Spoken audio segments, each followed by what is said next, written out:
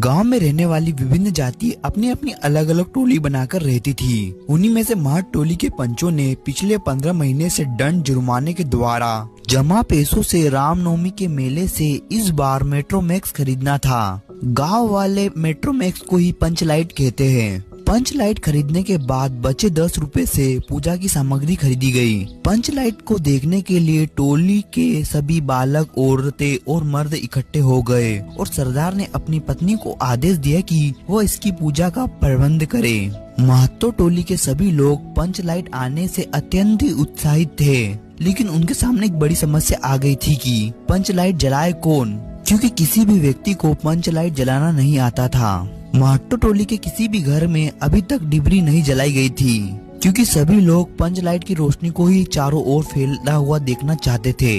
लेकिन पंच लाइट ना जलने से पंचों के चेहरे उतर गए और राजपूत टोली के लोग उनका मजाक बनाने लगे, जिससे सभी लोगों ने धैर्य पूर्वक सहन किया। इसके बावजूद पंचों ने तय किया कि दूसरी टोली के व्यक्ति की मदद से पंच लाइट नहीं जलाया जाएगा। इधर गुरलरी काकी की बेटी मुनरी गोवर्धन से प्रेम करती थी और उन सबको पता था कि गोवर्धन को पंच लाइट जलाना आता है, लेकिन पंचायत ने गोवर्धन का हुक्का पानी बंद रखा था। इसके बाद मुनेरी ने अपनी सहेली कनेरी को, और कनेरी ने यह सूचना सरदार तक पहुंचा दी कि गोवर्धन को पंच लाइट जलाना आता है। फिर सभी पंचों ने सोच विचार करके अंत में यह निर्णय लिया कि गोवर्धन को बुलाकर उसी से पंच लाइट जलवाया जाएगा।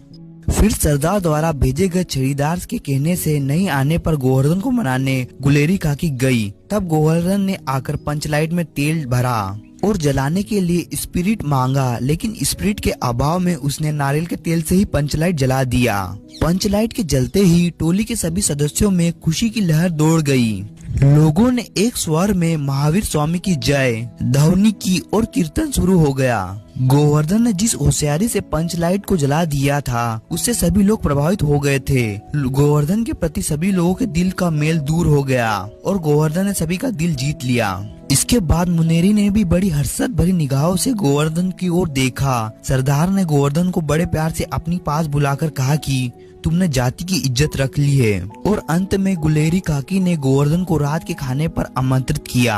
गोवर्धन ने एक बार फिर से मुनेरी की ओर देखा और नजरें मिलते ही लज्जा से मुनेरी की पलकें झुक गई।